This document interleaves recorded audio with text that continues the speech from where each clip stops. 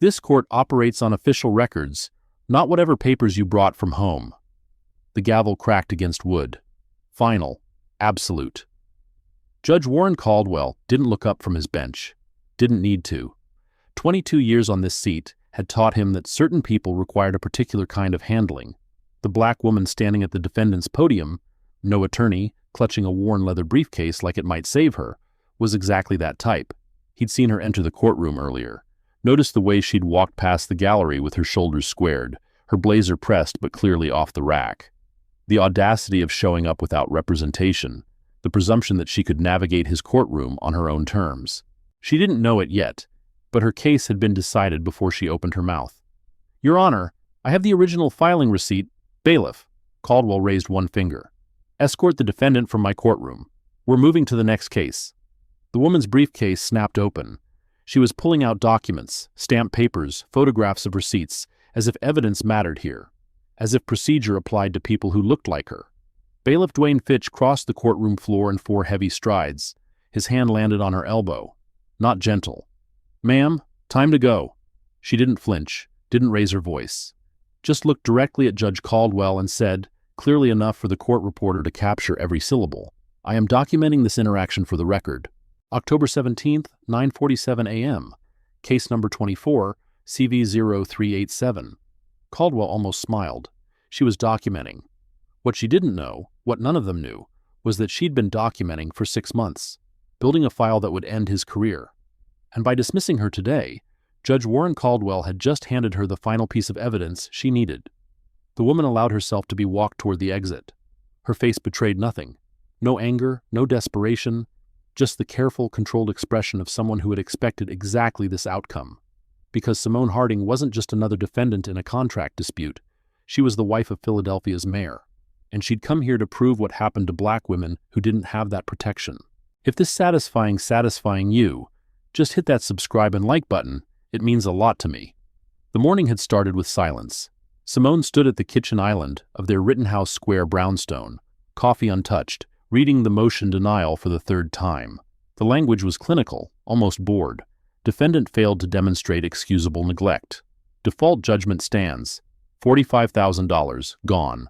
Not because she'd lost on the merits, she'd never even been allowed to present her case, but because a clerk had erased her filing from the system, and a judge had refused to look at the stamped receipt in her hand. Her phone buzzed. Text from a contact saved simply as Emma hearing today. "You sure about this?" She typed back, "I'm sure." 3 dots appeared, disappeared, appeared again. "Be careful." Simone set the phone face down on the marble. Marcus meant well. He always did. But careful wasn't what this situation required. Careful was what she'd been for 6 months, filing her complaint with the Judicial Conduct Board through proper channels, waiting for an investigation that moved at glacial pace, watching the evidence pile up while more women walked into Judge Caldwell's courtroom and walked out with their lives in pieces. Careful hadn't worked for Keisha Morris, who'd lost her home in a foreclosure dispute Caldwell dismissed without hearing. Careful hadn't worked for Diane Collier, whose custody case had been decided before she'd finished her opening statement. Careful hadn't worked for any of the 17 women whose names now filled Simone's files, each one a data point in a pattern too obvious to ignore and too convenient for the system to acknowledge. Today, she would stop being careful. She finished her coffee, rinsed the mug, and checked her reflection in the hallway mirror. Gray blazer, black slacks, low heels, professional but unremarkable. The kind of outfit that said competent without demanding attention. She'd learned that lesson early. The higher you climbed, the more invisible you needed to appear until the moment you chose to be seen. Her briefcase sat by the door, packed the night before with military precision. Filing receipts, photographed timestamps, printed screenshots of the court system's access logs, obtained through a FOIA request that had taken 3 months to process. The transcript comparison Anita Velas had risked her career to provide. Everything she needed to prove what she already knew. Judge Warren Caldwell had built a 22-year career on the assumption that certain people didn't matter enough to fight back, that black women who entered his courtroom without expensive representation would accept whatever verdict he handed down and disappear quietly into the machinery of a system designed to grind them into silence. He had never met someone willing to become the evidence. The drive to Montgomery County took 45 minutes in morning traffic. Simone used the time to run through scenarios, anticipating objections, preparing responses. She knew Caldwell's patterns by now. The dismissive interruptions, the selective deafness, the theatrical sighs that communicated how much of his valuable time she was wasting. She also knew his weaknesses, the arrogance that made him sloppy, the assumption that no one was watching closely enough to catch his mistakes, the network of golf buddies and campaign donors who'd protected him for 2 decades, but couldn't protect him from federal oversight if the evidence was strong enough. And the evidence was strong enough. She'd made certain of that. The courthouse parking garage was half empty at 8:30. Too early for the afternoon docket, too late for the morning rush. Simone found a spot near the elevator, grabbed her briefcase, and had just stepped out of her Lexus when she heard footsteps behind her. Heavy, deliberate. The kind of footsteps that wanted to be noticed. She turned. Bailiff Dwayne Fitch stood between 2 concrete pillars, arms crossed, uniform stretched tight across his chest. He'd been waiting. The realization landed cold in her stomach. "You again?" His voice echoed off the low ceiling. "Thought you'd learn your lesson?" Simone kept her hand steady on her briefcase strap. "I'm filing a motion. That's my legal right." "Yeah, well..." Fitch uncrossed his arms, took a step forward. "Some people don't know when to quit." The space between them narrowed. Simone felt the concrete wall behind her, felt the exit 12 feet to her left, felt the weight of her phone in her blazer pocket. She reached for it slowly, making her movements visible. "What are you doing?" Fitch's voice sharpened. "Recording." She lifted the phone, pressed the button, aimed the lens at his face. "For the record, this is October 12th, 2:14 p.m., parking garage level 2 of the Montgomery County Courthouse.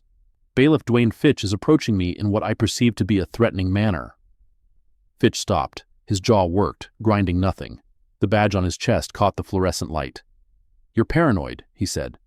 "I'm careful." Simone kept the camera steady. "Is there something you needed, bailiff?" For a long moment, nothing happened.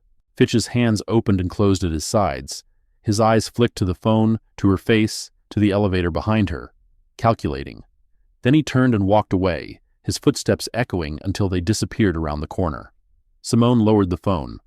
Her hand was shaking now, just slightly, just enough to remind her that she wasn't made of stone. She saved the video, made a backup to cloud storage, and texted it to 3 different email addresses before stepping into the elevator.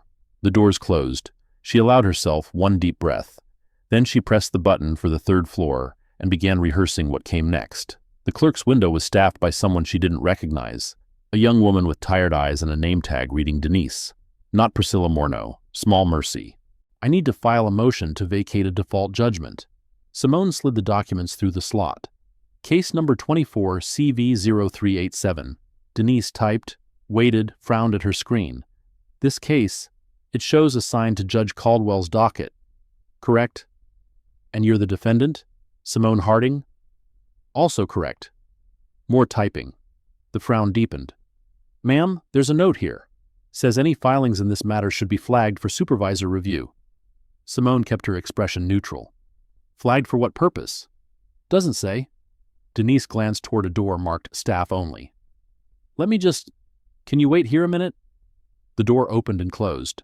Simone stood alone at the window, watching her reflection in the plexiglass divider. Behind her, the hallway echoed with footsteps and muffled conversations. Attorneys in expensive suits, litigants clutching paperwork, the ordinary chaos of justice being processed and dispensed. 2 minutes passed. 3. Simone checked her watch, noted the timestamp, added it to the running log in her notebook. The staff door opened again. Denise returned with an older woman following close behind, gray hair pulled into a severe bun, reading glasses on a chain around her neck. ID badge identifying her as Priscilla Morneau, chief clerk. Simone's pulse ticked up. She didn't let it show. "Mrs. Harding?" Morneau's voice was professionally pleasant, the kind of warmth that concealed nothing and revealed less. "You're filing another motion?" "A motion to vacate, based on new evidence of procedural irregularities in the original filing." Morneau's eyes dropped to the documents, scanned the first page, stopped at a paragraph halfway down. Her expression didn't change, but something behind her eyes went still. "This is quite detailed. I believe in thorough documentation." "So I see." Morneau looked up. "You understand that Judge Caldwell has already reviewed and denied your previous motion?" "I understand that he denied it without reviewing the evidence I'm now presenting. Evidence that includes timestamps showing my original filing was modified in your system after the fact." Silence. Morneau's fingers tightened on the papers. "Just a fraction, just enough. These are serious allegations. They're documented facts. Simone met her gaze without blinking. I have FOIA obtained access logs showing that on October 11th at 8:02 a.m., someone using an administrative override accessed my case file and changed my filing status from received to not received. I have the original stamped receipt showing I filed on October 3rd. I have a comparison between the original court transcript and the version that appears in official records showing substantive alterations to the record of what occurred in Judge Caldwell's courtroom. Morneau's face had gone carefully blank. The professional pleasantness had evaporated, replaced by something harder to read. Mrs. Harding, I'm going to need to consult with... You're going to need to stamp that motion and give me a receipt. Simone's voice didn't rise, but something in it changed. The deference was gone. That's the procedure. I'm familiar with it. For a long moment, neither woman moved. Then Morneau reached for the stamp, pressed it to the document, and handed the receipt through the slot. Her movements were mechanical. Her expression shuddered. Your motion will be reviewed within 30 days. I'll be waiting. Simone tucked the receipt into her briefcase, turned, and walked toward the elevator. She could feel Morneau's eyes on her back, tracking her progress across the lobby. Could feel the weight of what she'd just set in motion pressing against her shoulders like a physical thing. She didn't look back. The elevator doors closed. She pressed the button for the garage level, then pulled out her phone and typed a message to Helen Yardley. Motion filed. Evidence package referenced. Clock starts now. The response came 30 seconds later. Good. Board hearing confirmed for November 15th. You'll need to testify. Simone typed back. I know. I'm ready. She hoped it was true. The rest of October passed in a blur of preparation. Simone spent her mornings at her landscape architecture studio, reviewing designs for the nonprofit community garden project that had started this whole mess. Leon Bixby had taken her $45,000 deposit, completed maybe a third of the work, then disappeared, only to resurface 6 months later with a lawsuit claiming she'd breached the contract by requesting too many changes. It would have been laughable if it hadn't worked. Bixby's attorney, Garrett Stanhope, was the kind of lawyer who'd learned early that confidence could compensate for competence. He played golf with judges. He knew which clerks could be trusted to lose paperwork. He understood that the system wasn't designed to deliver justice. It was designed to process cases, and processing favored those who knew how to game the machinery. Simone had watched him operate in Judge Caldwell's courtroom. The easy familiarity, the shared glances, the way Stanhope would reference our conversation last week as if he and the judge were colleagues rather than adversaries in an ostensibly neutral proceeding. She documented all of it. Photographs of Stanhope and Caldwell leaving the courthouse together. Campaign finance records showing Stanhope's firm had contributed $15,000 to Caldwell's retention elections over the past decade. Golf club receipts placing them at the same course, same tee time, every third Saturday for 5 years. Not illegal, but damning. The afternoons she spent with the other women. Keisha Morris lived in a one-bedroom apartment now, 2 bus transfers from the house she'd owned before Caldwell signed away her equity in a foreclosure dispute that should have been dismissed on procedural grounds. She was 43 years old, worked 2 jobs, and still cried when she talked about the garden she'd planted in that backyard, the tomatoes she taught her daughter to grow, the rosebush her mother had given her as a housewarming gift. Like and subscribe if you're enjoying this story so far. It really helps the channel grow. Diane Collier had lost custody of her son in a hearing that lasted less than 15 minutes. Her ex-husband's attorney had been one of Stanhope's partners. The judge had sustained every objection before she'd finished making her argument, overruled every piece of evidence before she'd finished presenting it. Afterward, in the hallway, Stanhope had walked past her with a smile that said, "What did you expect?" Diane's son was 13 now. She saw him every other weekend, supervised, in a county facility that smelled like industrial cleaner and broken promises. Simone listened to their stories, recorded their testimonies, compiled the evidence into binders organized by date, by case number, by type of violation. 17 women in 4 years. 17 lives derailed by a judge who'd learned that certain people didn't fight back. She was about to prove him wrong. The email from Anita Velez arrived on a Tuesday evening. Subject line blank. Content encrypted. Simone decrypted it using the system Anita had taught her. Careful protocols developed by someone who understood what happened to whistleblowers in systems that protected their own. Package ready. Same place. Tomorrow 2 p.m. The same place was a coffee shop in Chester County, 45 minutes from the courthouse, far enough from Montgomery County to minimize the chance of recognition. Simone arrived early, ordered an Americano she didn't intend to drink, and chose a booth in the back corner where she could watch the door. Anita came in at 2:04, carrying a manila envelope under one arm. She looked older than she had a month ago, the stress showing in the lines around her eyes, the gray threading through her dark hair. Being a whistleblower aged you, Simone knew that personally now. Got transferred, Anita said without preamble, sliding into the opposite seat. Chester County, effective November 1st. That's retaliation. That's untraceable.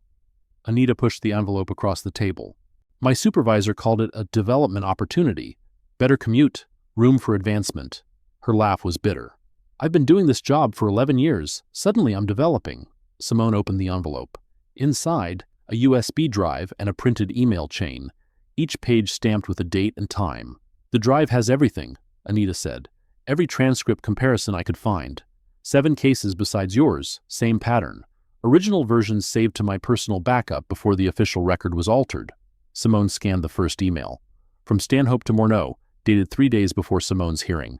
Subject line, Harding matter, housekeeping. Priscilla, can you confirm the Harding file shows no response?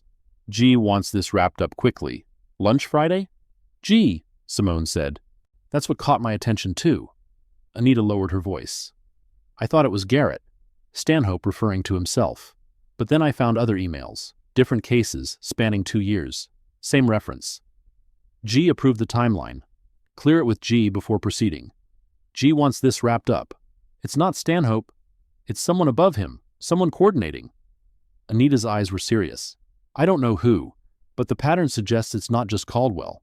There's a network, and whatever you're about to do at that board hearing, it might only scratch the surface. Simone looked at the papers in her hands, at the evidence of coordinated corruption, carefully documented, painstakingly preserved. She thought about the women whose lives had been destroyed by this network, about all the cases she hadn't found yet, all the stories she hadn't heard. I'll scratch as deep as I can, she said. Anita nodded. Be careful, and... She hesitated. Thank you for taking this seriously, for not just accepting it. It shouldn't take someone like me to make this stop. No, it shouldn't. Anita stood, gathered her bag. But it does, and you're here, so make it count. She left without looking back. Simone sat alone in the booth, surrounded by the ordinary sounds of a coffee shop, and read through every page of evidence until she knew it by heart. The board hearing was scheduled for November 15th. 17 days away, she would be ready. The preparation consumed her. Mornings reviewing transcripts, afternoons meeting with witnesses, evenings organizing evidence into the narrative that would end Warren Caldwell's career. Marcus watched from a careful distance, offering support without interference. He understood what she was doing, had understood from the moment she'd told him about Keisha Morris and the garden she'd lost, had understood that this was her battle to fight, her evidence to present, her moment of reckoning with a system that had ground down countless women before her. You could end this tomorrow, he said one night, late, both of them exhausted but unable to sleep. One phone call to the Attorney General, one press conference. The mayor of Philadelphia's wife, targeted by a corrupt judge, the story writes itself. That's exactly why I can't do it that way. Simone stood at their bedroom window, watching the city lights blur in the October rain. If I use your office, if I make this political, they'll claim I'm persecuting Caldwell because I lost my case. The other women become footnotes. The pattern becomes partisan. And if you testify as a private citizen, then I'm one of 17. One voice in a chorus that can't be dismissed as politically motivated. She turned to face him. I didn't marry the mayor. I married you. And you didn't marry the woman who hides behind institutional power when things get hard. Marcus was quiet for a long moment. Then he crossed the room, pulled her close, and held her without speaking. They stood like that until the rain stopped. 4 days before the hearing, Simone's phone rang at 6:17 a.m. The number was blocked. She answered anyway. Mrs. Harding. The voice was male, professionally neutral, completely unfamiliar. I understand you're scheduled to testify before the Judicial Conduct Board. Simone sat up in bed, instantly alert. Beside her, Marcus stirred but didn't wake. Who is this? A concerned observer. I wanted to offer some friendly advice. I don't know you. I don't want your advice. You should take it anyway. The voice didn't change inflection. No threat, no warning, just flat statement of fact. The board hearing is a formality. Caldwell will receive a private reprimand, maybe a few months of administrative leave. Then he'll be back on the bench, and the people who testified against him will find their lives becoming complicated. Is that a threat? It's a prediction, based on how these things usually work. A pause. You're smart, Mrs. Harding. Smart enough to have built quite an impressive case. Smart enough to know that the system you're fighting is designed to protect itself. The question is whether you're smart enough to cut your losses while you still can. Simone's grip tightened on the phone. Who are you? Someone who knows how the game is played. Someone who's watched a lot of people make the mistake you're about to make. Another pause. Think about it. That's all I'm asking. Think about what you're willing to lose. The line went dead. Simone stared at the phone in her hand. The call log showed unknown. No number to call back. No way to trace. She didn't go back to sleep. The morning of November 15th arrived cold and clear. Simone dressed in her best suit, the one she'd worn to her wedding, simple and elegant, the kind of outfit that commanded respect without demanding attention. She checked her briefcase 3 times.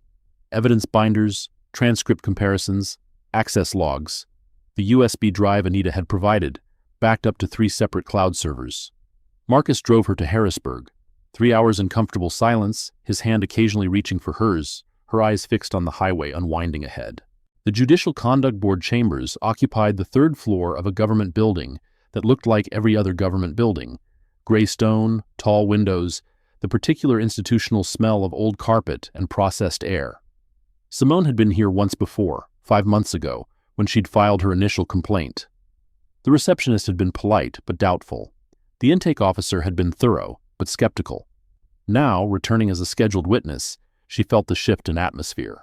The receptionist's greeting was warmer. The security officer who checked her briefcase was more careful. Something had changed between then and now. The hearing room was larger than she'd expected, a space designed for formal proceedings, with a raised dais for the 5-member panel and rows of seating for observers. Journalists occupied the back row, notebooks open, phones silently recording. Derek Okonkwo from the Philadelphia Inquirer caught her eye and nodded almost imperceptibly. The other witnesses were already present. Keisha Morris sat in the front row, hands clasped in her lap, wearing the same blue dress she'd worn to her final custody hearing 3 years ago. Diane Collier sat beside her, face composed, eyes fixed on the empty dais. 3 other women Simone had found during her research, Sharon Adebayo, Rhonda Pittman, Cynthia Oakes, occupied seats nearby. None of them spoke. None of them needed to. The 5-member panel filed in at precisely 9 a.m. 3 judges from other districts, 2 attorneys with expertise in judicial ethics, all 5 faces professionally neutral, carefully unreadable. Helen Yardley took her position at the prosecutor's table, if that was even the right term for the board's counsel. Across from her, a man Simone didn't recognize, silver-haired, expensive suit, arranged papers with the practiced efficiency of someone who charged by the hour. Judge Warren Caldwell's defense attorney, Martin Thresh. And behind him, watching with eyes that burned even at this distance, sat Caldwell himself. 22 years on the bench, hundreds of careers ended at his discretion, thousands of lives shaped by his rulings. He looked smaller in person than he did behind the judicial bench, older, more tired, more human than the monster Simone had constructed in her mind. But the contempt in his expression was exactly what she'd expected. "You don't belong here," those eyes said. "You don't matter." Simone held his gaze until he looked away. The hearing began. Helen Yardley's opening statement was methodical, dispassionate, devastating. She laid out the pattern in clinical terms. 17 cases over 4 years, all involving black female litigants, all resulting in adverse rulings at rates statistically impossible to explain by chance. She referenced filing discrepancies, transcript alterations, the coordinated manipulation of official records. "The evidence will show," she concluded, "that Judge Warren Caldwell has engaged in systematic discrimination and corruption of the judicial process, that he has collaborated with private attorneys to predetermine case outcomes, that he has altered official records to conceal his misconduct, and that he has, for over 2 decades, operated with impunity because no one believed his victims when they spoke."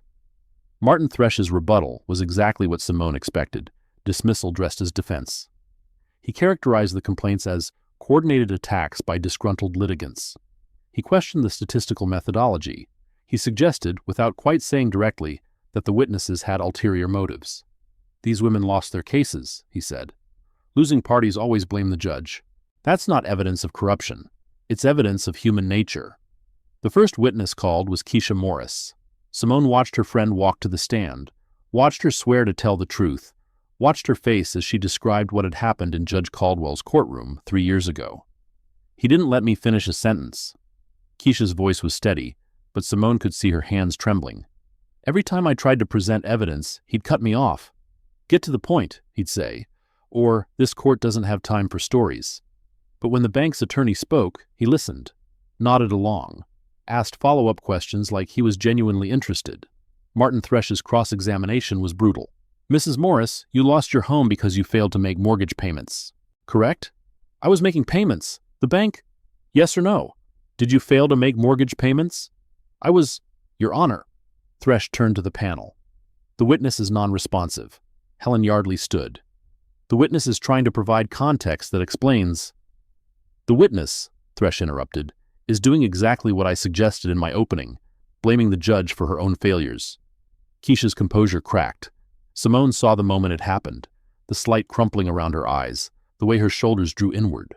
3 years of fighting, of documenting, of hoping someone would finally listen, and here was another man in an expensive suit, telling her that her suffering was her own fault. Simone's hands clenched in her lap. Diane Collier was next, then Sharon Adebayo, then Rhonda Pittman. Each one told her story. Each one faced the same treatment. Thresh interrupting, dismissing, twisting their words into shapes they didn't recognize. Each one left the stand looking smaller than when she'd approached it. The pattern was clear. The strategy was simple. Exhaust them. Humiliate them. Make them regret ever speaking up. At 12:15, the panel chair called a lunch recess. Simone didn't eat. She sat in a small waiting room adjacent to the hearing chamber, reviewing her notes, rehearsing her testimony, preparing for what came next. At 1:45, the hearing resumed. At 1:52, Helen Yardley called Simone Harding to the stand. The walk to the witness chair felt longer than the 30 feet it actually covered. Simone was aware of every eye in the room tracking her progress. The panel, the journalists, the other women who'd already testified, Caldwell himself staring from the defense table with undisguised contempt. She placed her hand on the book, swore to tell the truth, sat down. Helen Yardley approached the podium. "Mrs. Harding, please describe for the board what happened when you attempted to file your response in case number 24 CV0387. Simone described it. The clerk's window, the stamped receipt, the system showing no filing, the motion denied without review of her evidence. "And you have documentation of these events?" "I do."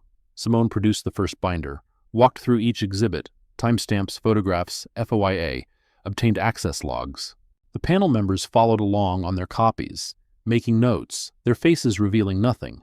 She described the transcript alterations, produced Anita Velez's comparison documents, read aloud the discrepancies, her own words deleted from the official record, Caldwell's comments sanitized, entire exchanges marked inaudible, that she had recorded with perfect clarity on her own device. "The official transcript," she said, "shows that I made no attempt to present evidence. The original transcript, taken directly from the stenographer's machine before it was altered, shows that I repeatedly offered to present my stamped filing receipt and was told, quote, 'This court operates on official records, not whatever papers you brought from home,' end quote." Martin Thresh objected. "These documents are unauthenticated. The witness cannot verify the chain of custody for—" "The documents are accompanied by an affidavit from the court reporter who created them," Helen Yardley interjected, "authenticated under penalty of perjury. An affidavit from a disgruntled employee who—" "Ms. Velez is not on trial here." The panel chair's voice cut through the argument. "The objection is overruled. The witness may continue." Simone continued. She described the email chain. Stanhope to Morneau. The reference to G wanting the matter wrapped up quickly. The pattern of similar references across multiple cases, suggesting coordination beyond any single judge or attorney. She presented the access log showing someone with administrative override privileges had modified her filing status at 8:02 a.m. on October 11th, the day before her hearing. "Who has administrative override access to the court filing system?" Helen Yardley asked. "According to documents provided by the court's IT department, only 2 positions have that level of access, the chief clerk and the presiding judge." A murmur ran through the gallery. Derek Okonkwo's pen moved rapidly across his notebook. "This is getting intense. Stick around and hit subscribe, because you won't want to miss what happens next." Martin Thresh rose for cross-examination. His face had lost some of its confident composure, but his voice remained steady. "Mrs. Harding, You lost a contract dispute. $45,000. That must have been upsetting. Losing money to a contractor who abandoned the project was upsetting. Having my legal rights denied was more so. And you're angry about that. Understandably. I'm concerned about a pattern of judicial misconduct that has affected at least 17 women over 4 years. Anger isn't really the relevant emotion. Thresh moved closer to the witness stand. Isn't it true that you have a personal interest in discrediting Judge Caldwell? That this entire proceeding is, at its core, about revenge for losing your case? My case is one data point in a documented pattern. I'm here because the pattern exists, not because I'm personally aggrieved. But you are personally aggrieved. You lost $45,000. You were humiliated in court. You have every reason to want Judge Caldwell punished. Simone looked at him steadily. Mr. Thresh, I could have ended this situation 6 months ago. One phone call, one press conference, and Judge Caldwell would have faced a media storm that would have destroyed his career far more thoroughly than any board hearing. Thresh hesitated. I'm not sure what I'm explaining why revenge isn't my motivation. If I wanted revenge, I would have taken the easy path.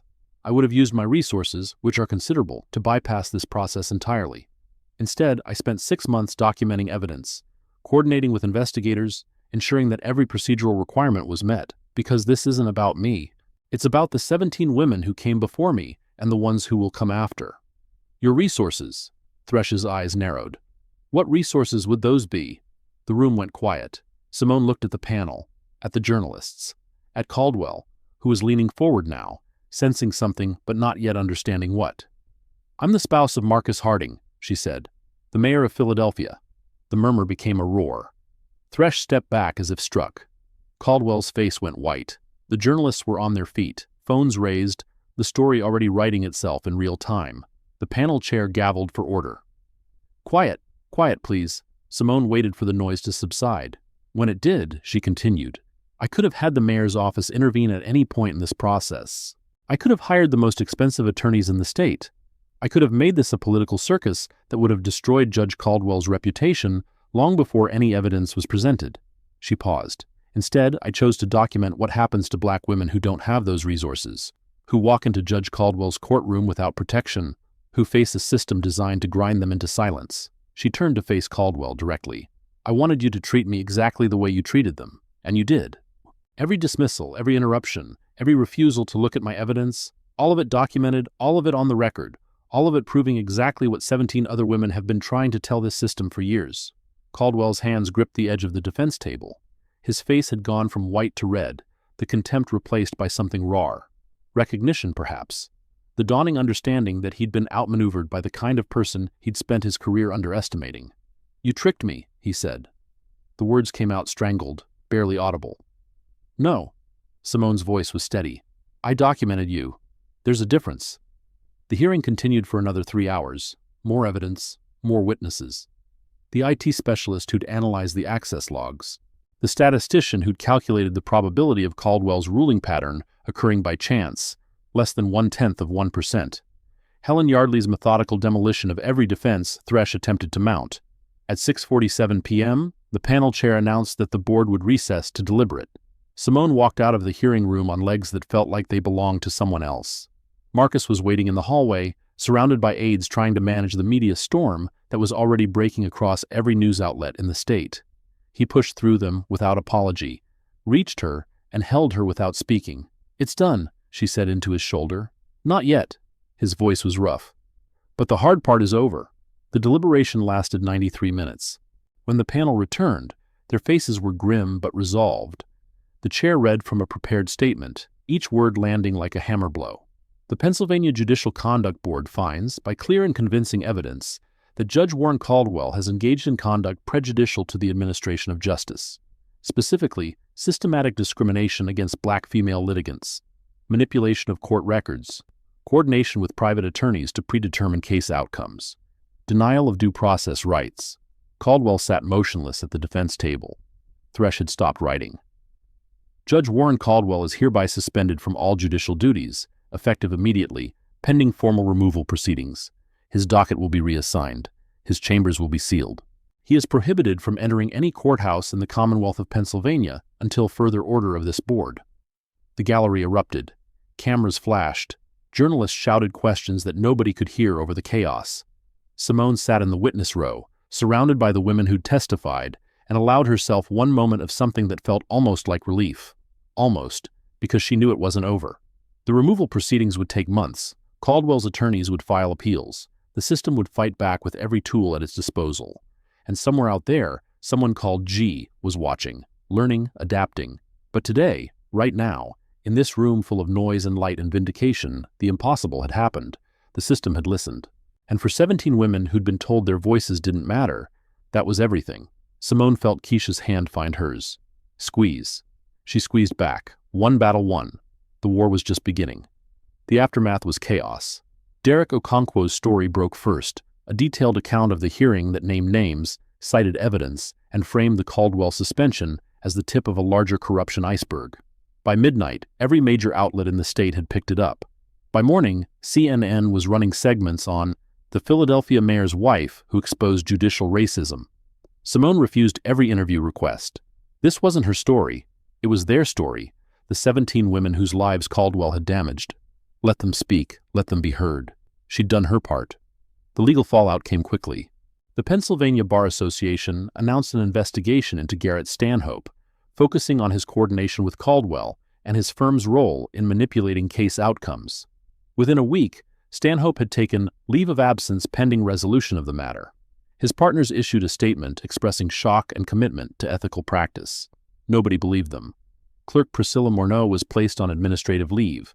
Not fired, civil service protections made that complicated, but removed from access to any court systems pending her own investigation. The access logs showed she'd modified filing statuses in at least 11 cases. Whether she'd done so at Caldwell's direction or as part of something larger remained unclear. Bailiff Dwayne Fitch received a written reprimand for unprofessional conduct in the parking garage incident. Simone's video evidence was deemed inconclusive by the sheriff's office that employed him. He remained on duty. She wasn't surprised. And Caldwell himself, suspended, disgraced, facing formal removal proceedings, filed a lawsuit claiming political persecution and demanding reinstatement. His attorneys argued that the board hearing had been prejudiced by media coverage and that the evidence against him had been selectively presented to create a false narrative. The lawsuit would fail. Simone knew that. But it would take months, maybe years, to work through the system, and in the meantime, Caldwell would remain technically in limbo. Not a judge, but not fully accountable either. That was how the system worked, how it had always worked. Victory was never complete, justice was never final. 2 weeks after the hearing, Simone sat in her home office, reviewing the files she'd compiled over 6 months. The evidence against Caldwell was airtight. The pattern was documented. The witnesses had been heard. But the email references to G still nagged at her. She'd found 17 cases connected to Caldwell. But the G references appeared in emails spanning 2 years, involving cases across 3 different courtrooms. If there was a network, if the corruption extended beyond a single judge, then Caldwell's suspension was just the beginning. She opened a new folder on her laptop, labeled it Pattern Expanded, typed her first note, G identity unknown. Network extends beyond Caldwell. Access logs suggest coordination at administrative level. Clerks? IT? Someone with system-wide access? Her phone buzzed. Text from Helen Yardley. Board formally recommended removal proceedings. Vote unanimous. Caldwell's pension under review. Simone typed back, good. But we're not done. The Stanhope investigation? Bigger. There's a network. I think Caldwell was just the most visible piece. A long pause before Helen's reply. Be careful. People with something to hide don't go quietly. Simone thought about the anonymous call, the blocked number, the voice that had predicted exactly what would happen and told her to think about what she was willing to lose. She thought about Anita Velez, transferred to another county for the crime of telling the truth. She thought about all the cases she hadn't found yet, all the women she hadn't met, all the stories she hadn't heard. The phone buzzed again. Unknown number. She answered. Impressive work at the hearing. The same voice, the same flat, neutral tone. You actually surprised me. I didn't think Caldwell would go down that easily. Who are you? Someone who's been watching for a long time. Someone who knows things you're only beginning to suspect. Then tell me. A pause. Not yet. You're not ready. But you're getting closer. Another pause. The emails you found, the ones referencing G, they're real. And they're just the beginning. There are people in that courthouse, in that system, who've been running this operation for longer than Caldwell's been on the bench. He was useful to them. Convenient, but he was never the point. Then what is the point? Control, access, the ability to determine outcomes before trials even begin. The voice was still calm, still neutral, but something underneath it had shifted. You scratched the surface. Congratulations. Now you have a choice. Walk away with your victory or keep digging and find out how deep this goes. And if I keep digging, then you'll need help, real help, from people who know the system from the inside. A beat. I'll be in touch. The line went dead. Simone stared at her phone for a long moment. Then she opened the pattern, expanded folder, and began typing again. Outside, the late November wind rattled the windows of the brownstone. Marcus was at City Hall, managing the political fallout from her testimony. The other women had returned to their lives, changed now, vindicated in some small way, but still carrying the weight of what they'd endured. And somewhere in the corridors of power, someone called G was still operating, still manipulating, still determining whose lives would be destroyed and whose would be protected. Simone didn't know who they were yet, but she was going to find out. The file grew, the evidence accumulated, the hunt continued. Because justice wasn't an endpoint, it was a process. And the process had only just begun. In Harrisburg, the Judicial Conduct Board prepared its formal recommendation for removal. In Philadelphia, the mayor's office fielded questions about his wife's role in exposing judicial corruption. In Montgomery County, a suspended judge sat alone in his study, staring at a career in ruins, wondering how a black woman with a $45,000 contract dispute had brought down everything he'd built. And in a brownstone in Rittenhouse Square, Simone Harding opened a new investigation and typed the question that would consume the next chapter of her life. Who is G? The screen glowed, the cursor blinked. The story wasn't over, it was just beginning. End of Part 1. Part 2 continues as Simone uncovers the full scope of the network and learns that exposing corruption comes with a price no one can fully prepare to pay. The first call came at 3:17 a.m. Simone's phone lit up the bedroom, the vibration harsh against the nightstand. She reached for it automatically, years of early morning conference calls having trained her body to respond before her mind caught up. Unknown number. Again. She answered anyway. Mrs. Harding? The voice was different this time. Female, younger, with an edge of urgency the previous caller hadn't possessed. You need to check your front porch. Now. Don't turn on any lights. The line went dead. Simone lay still for 3 heartbeats, listening to Marcus's steady breathing beside her.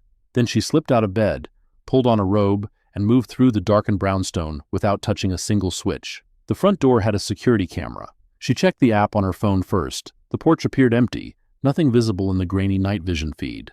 But when she cracked the door open, just wide enough to see, a manila envelope sat on the welcome mat. No postage, no return address. Just her name, typed on a plain white label. She brought it inside, locked the door, and carried it to the kitchen. Only then did she turn on the light, the small one over the stove, barely enough to read by. Inside the envelope, a USB drive and a single sheet of paper. The paper contained a list of names, 12 in total, with dates and case numbers next to each one. Some she recognized, Keisha Morris, Diane Collier. Her own name, near the bottom. But above them were names she'd never seen, cases from 5 years ago, 7 years, 10. At the top of the page, handwritten in blue ink, "This is how deep it goes." A friend. Simone plugged the USB drive into her laptop and began to read. The files were organized chronologically, spanning 12 years of court records, internal emails, and financial documents. Someone had done the work she'd only begun, tracing the pattern of manipulation back to its origins, documenting the evolution of a system designed to exploit the most vulnerable people who walked through courthouse doors. The earliest case was from 2012. A woman named Patricia Goodwin had filed a complaint against a landlord who'd refused to return her security deposit. The case had been assigned to Judge Warren Caldwell, then only 6 years into his tenure. The outcome? Summary judgment for the landlord, costs assessed to the plaintiff, complaint dismissed with prejudice. The pattern was already visible. Goodwin was black. Her landlord was white. The landlord's attorney was a junior associate at a firm that would later become Stanhope and Partners. But it was the emails that made Simone's blood run cold. They weren't from Caldwell. They weren't from Stanhope. They were from someone using an encrypted email service, identified only by an initial, G. Goodwin, matter resolved, payment processed, confirm receipt. The response came from an address she didn't recognize. Received. Next priority, Henderson versus First Colonial Bank. Timeline accelerated per client request. Client. The word jumped off the screen. This wasn't just corruption. This wasn't just a judge taking bribes or a clerk manipulating records. This was a service. Someone was selling outcomes, predetermined verdicts, guaranteed results to clients willing to pay. And G was running it. Simone read through the night, coffee growing cold beside her laptop, the weight of what she was discovering pressing down on her shoulders like a physical thing. By the time gray light began seeping through the kitchen windows, she had a rough map of the operation. The clients were mostly corporations and wealthy individuals, landlords, banks, insurance companies, anyone with enough money to ensure that lawsuits went their way. The cases were carefully selected: small claims, contract disputes, family court matters. Nothing high-profile enough to attract media attention, nothing that would trigger automatic appeals or federal review. The victims were equally consistent: poor, minority, unrepresented or poorly represented, people who couldn't afford to fight back, who would accept unfavorable verdicts because challenging them seemed impossible. And at the center of it all, coordinating every piece, was G. Simone still didn't know who G was. The emails were careful, the language deliberately vague, but the pattern was unmistakable. G had been operating for at least 12 years, had corrupted at least 4 judges, Caldwell was just the most recent, and had generated what appeared to be millions of dollars in payments from clients grateful for favorable outcomes. The USB drive also contained financial records, partial, fragmentary, but damning. Payments routed through shell companies, deposits made to offshore accounts. A paper trail that someone had tried very hard to hide and that someone else had worked equally hard to uncover. The friend who'd left this on her porch had done serious work, professional work, the kind of work that required access to systems most people didn't know existed. Simone's phone buzzed. Text from Marcus. "You're up early. Everything okay?" She typed back, "Working on something. Tell you tonight." A pause then. "Be careful." Everyone kept telling her that. Be careful. Think about what you're willing to lose. As if caution could protect her from what she'd already set in motion. She saved the files to 3 separate backup locations, encrypted each one with different passwords, and began making a list of next steps. The first was obvious. She needed to identify G. The second was more complicated. She needed to stay alive long enough to do it. The Judicial Conduct Board's formal removal proceedings began in January, 2 months after Caldwell's suspension. The hearing room was packed. Journalists, advocates, curious observers who wanted to watch a judge fall. Simone sat in the gallery, anonymous among the crowd, taking notes she didn't need. Caldwell's defense had shifted strategy. Instead of denying the pattern, his attorneys now argued that he'd been a victim himself, manipulated by unnamed forces, pressured into decisions he wouldn't otherwise have made. The argument was transparent, desperate, obviously designed to lay groundwork for a plea deal that would protect him from criminal prosecution in exchange for cooperation. But cooperation with whom? Against whom? The question nagged at Simone throughout the proceedings. If Caldwell was willing to talk, to name names, to expose the network, that could accelerate everything. It could also make her own investigation redundant, her carefully gathered evidence unnecessary, or it could get people killed. During a recess, she made her way to the corridor where witnesses gathered before testimony. Anita Velez was there, looking thinner than she had at the November hearing, dark circles under her eyes. "They offered me a deal," Anita said quietly. "Immunity from prosecution if I testify about the transcript alterations." "That's good, isn't it?" "It would be, except the prosecutor who offered it asked very specific questions about who else I'd talked to, who else had copies of my documents." Anita's eyes met Simone's. "They're not just building a case against Caldwell, they're mapping the network of people who exposed him." Simone felt cold despite the overheated building. "You think they're trying to identify sources?" "I think someone wants to know exactly how much damage has been done, and exactly who's responsible for it." Anita looked away. "I told them I gave everything to the board, nothing else, no one else." "Thank you." "Don't thank me yet." Anita's voice dropped even lower. "There's a rumor going around. A federal investigation, running parallel to the state proceedings, FBI involvement. Someone at the Justice Department is interested in the financial angle, the money trail, the shell companies, the USB drive. The files Simone had been analyzing for weeks. Someone else was looking at the same evidence. Do you know who's running it?" "No, but I know it's serious. Serious enough that people are scared." Anita glanced toward the hearing room doors. "Caldwell's attorneys have been in and out of meetings all week. Whatever deal they're negotiating, it's bigger than just saving his pension." The recess ended. Simone returned to her seat in the gallery, mind racing. A federal investigation meant resources she didn't have: subpoena power, forensic accountants, the ability to compel testimony from people who would never talk voluntarily. It also meant bureaucracy, politics, the kind of institutional caution that could drag proceedings out for years while evidence disappeared and witnesses reconsidered their cooperation. She needed to move faster. That night, she called the blocked number that had contacted her twice before. It rang 7 times, then connected to silence. "I have the files," she said. "The ones left on my porch. I've been through them. I know about the 12-year operation. I know about the shell companies. I know G has been selling verdicts to corporate clients." More silence. Then, finally, the male voice she remembered. "You've been busy. I need to know who G is. So do a lot of people." "Then help me find out." A pause. She could hear breathing on the other end, the faint hum of electronics in the background. Wherever this person was, they weren't using a normal phone line. "There's a name," the voice said finally. "Gerald Ashworth, retired court administrator, Montgomery County. Left the position 8 years ago, supposedly to pursue consulting work. His departure coincided with a significant restructuring of the county's case management system.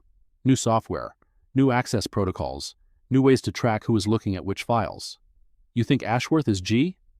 I think Ashworth built the infrastructure. Whether he's still running it?" The voice trailed off. "That's what you need to find out." "Where is he now?" "Chester County. Nice house on a golf course. Lives well for someone whose public pension wouldn't cover the property taxes." Another pause. "Be careful how you approach him. He has friends, the kind who make problems disappear." "You keep telling me to be careful." "Because you keep not listening." The voice carried something that might have been amusement or might have been warning. "You've done more in 3 months than anyone else managed in 12 years. That makes you valuable. It also makes you dangerous, to them and to yourself." "I can handle dangerous."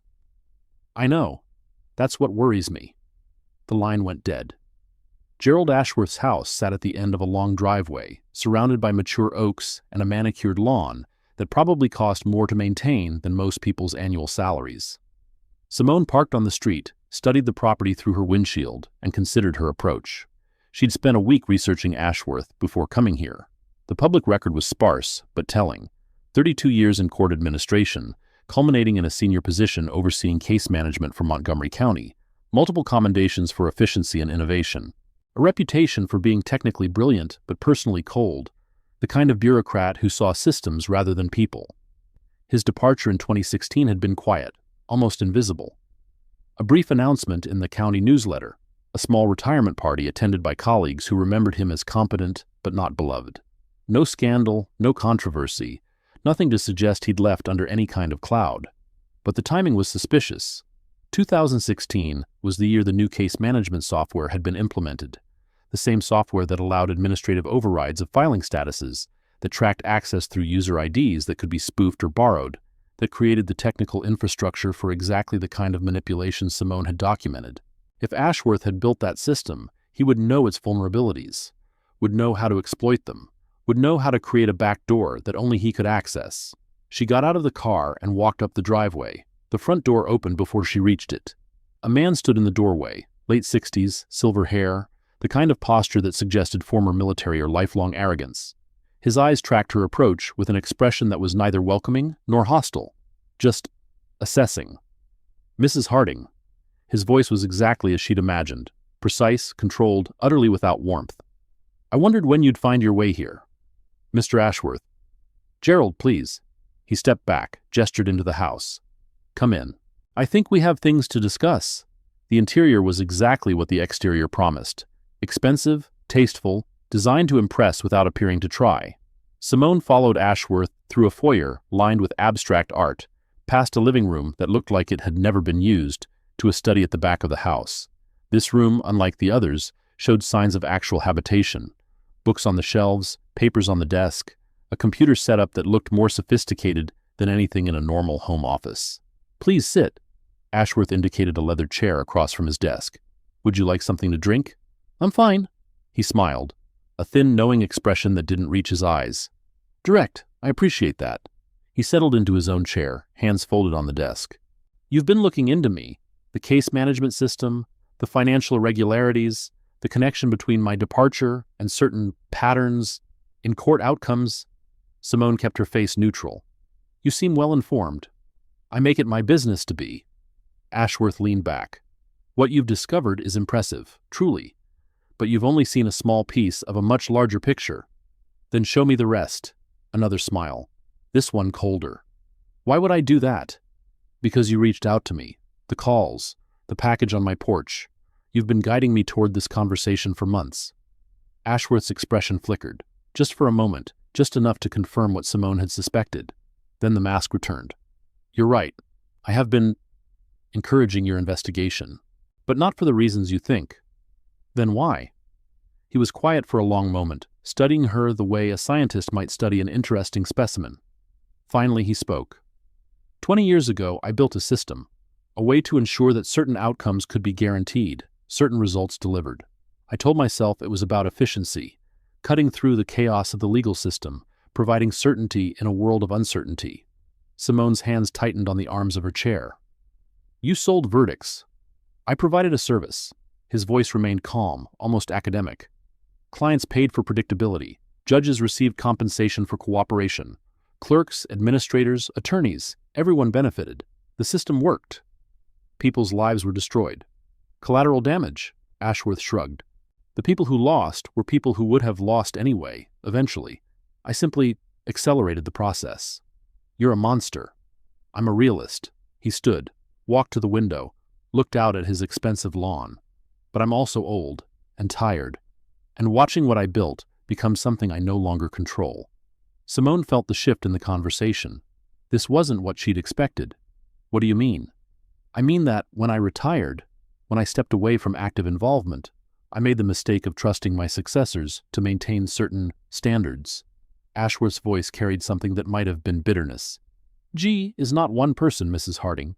G is a position, a role, and the person currently occupying that role has taken my creation in directions I never intended. Who is the current G?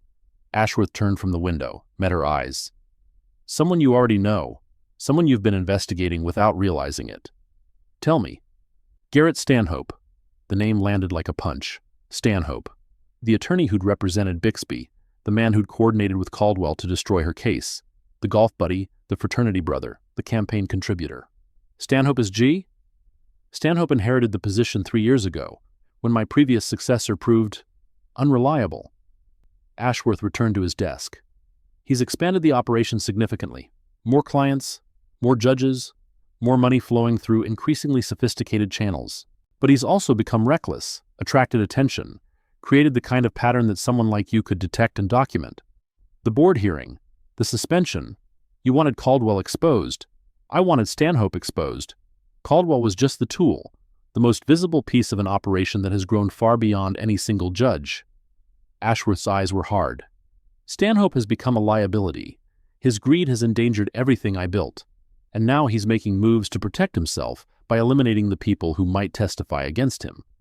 Simone thought of Anita Velez, the transfer, the careful questions about who else had copies of the documents. He's going to have people killed. He's going to try. Ashworth opened a desk drawer, withdrew a thick folder. This is everything I have on Stanhope's current operation. Financial records, witness names, the identities of 4 judges still taking payments, and a complete map of the shell companies he's using to launder money. He pushed the folder across the desk. Simone didn't touch it. Why give this to me?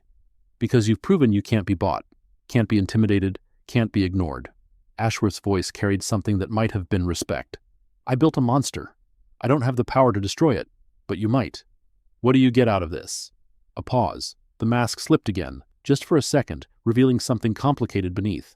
Absolution, perhaps, or justice, or simply the satisfaction of watching the people who corrupted my creation face consequences I'm too old to deliver myself.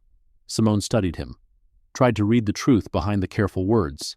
You're dying, she said. Ashworth's expression didn't change, but something in his posture shifted, a subtle acknowledgement that she'd seen through his performance. Pancreatic cancer, 6 months, maybe less. He pushed the folder closer. I don't want my legacy to be what Stanhope has made of it. Take the evidence, use it, burn them all down. Simone took the folder. She left Gerald Ashworth standing in his expensive study, surrounded by the trappings of a life built on exploitation, and drove away with enough evidence to end Garrett Stanhope's career. But she didn't go home. Instead, she drove to the Philadelphia FBI field office and asked to speak with whoever was running the investigation into judicial corruption in Montgomery County. The agent who met her in the lobby was younger than she expected, early 30s, with the kind of focused intensity that suggested he'd been working this case for a long time. "Mrs. Harding," he shook her hand. "Special Agent David Moreau. I've been hoping you'd contact us. You know who I am? I know you brought down Warren Caldwell.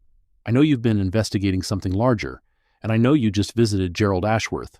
He smiled at her surprised expression. "We've had eyes on him for months. When you showed up, we debated whether to intervene. Decided to let it play out." Simone's mind raced. "You're investigating the same network.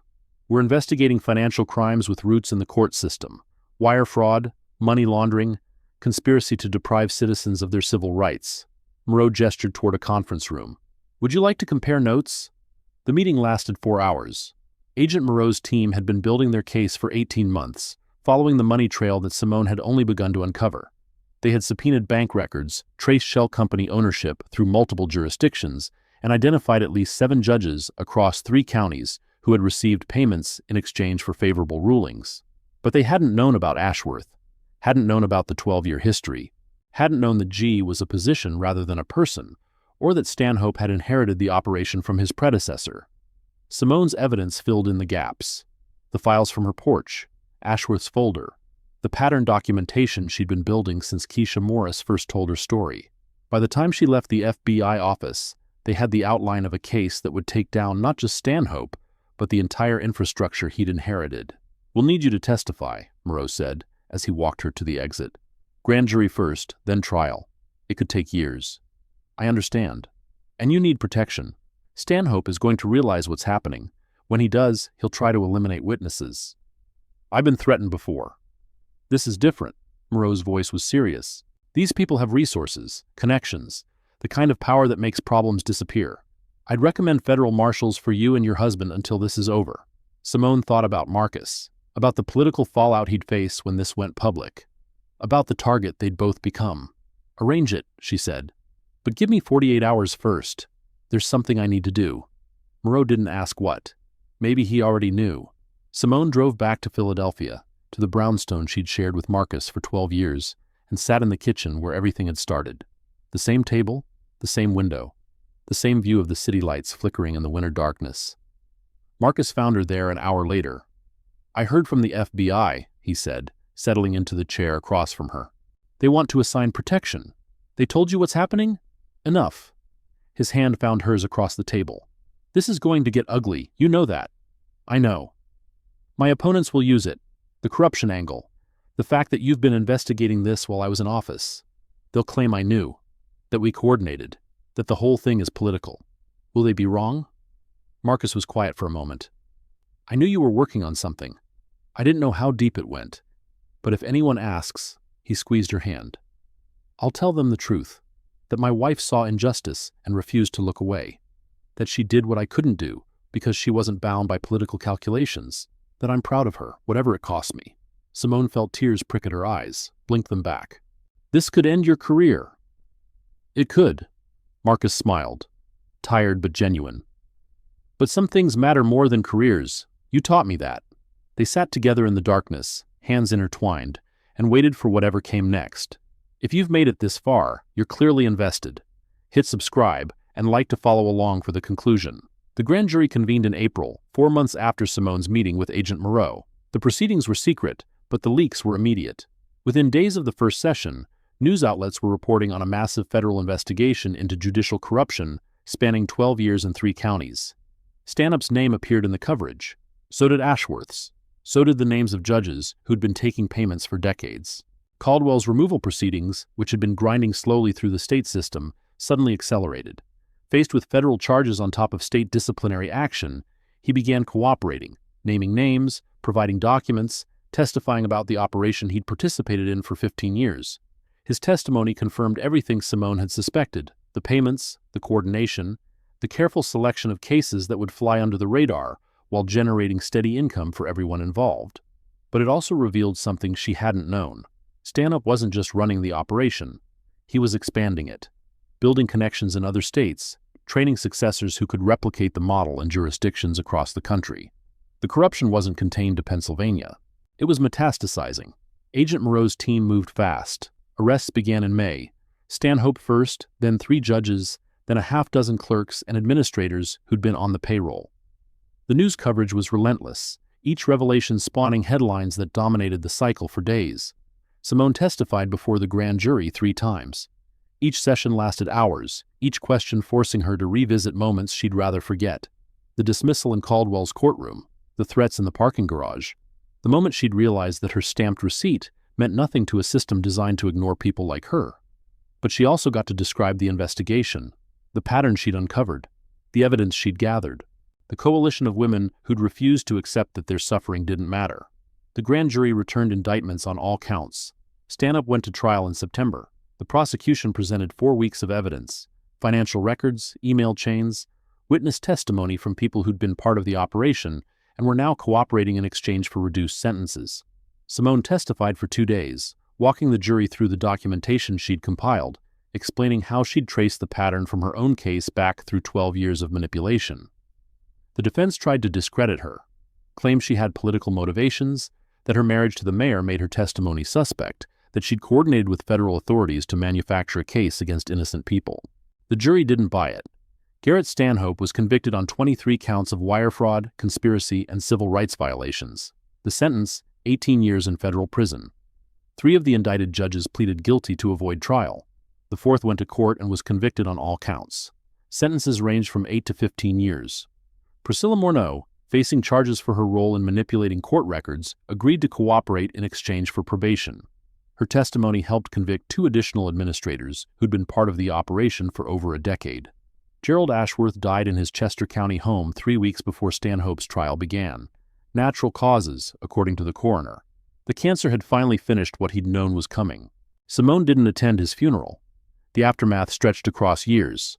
Civil lawsuits followed the criminal convictions.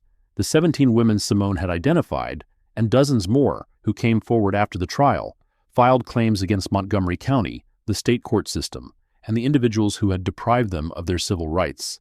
The settlements totaled over $40 million, not enough to undo what had been done, but enough to acknowledge that it had happened. Keisha Morris used her portion to buy a small house with a garden. She planted tomatoes, just like the ones she'd grown before. Diane Collier's custody arrangement was revisited in light of the corruption that had influenced the original decision. It took 2 more years of legal proceedings, but eventually she regained primary custody of her son. He was 16 by then. They had a lot of lost time to make up for.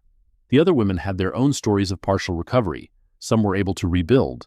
Others carried scars that no settlement could heal. But they'd been heard. That mattered. Marcus won re-election by a comfortable margin, despite his opponent's attempts to use the corruption scandal against him. Voters, it turned out, didn't blame the mayor for his wife's investigation. They credited him for supporting her. His second term focused on criminal justice reform, new oversight mechanisms for the court system, enhanced protections for whistleblowers, funding for legal aid organizations that could ensure no one had to face judges like Caldwell without representation.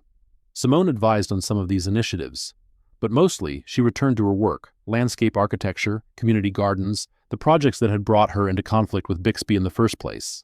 The nonprofit garden was eventually completed, different contractor, better oversight, a small plaque near the entrance commemorating the journey that had led to its creation. She visited sometimes, early mornings, before anyone else arrived, stood among the raised beds and flowering shrubs, and thought about everything that had happened since that first hearing in Caldwell's courtroom.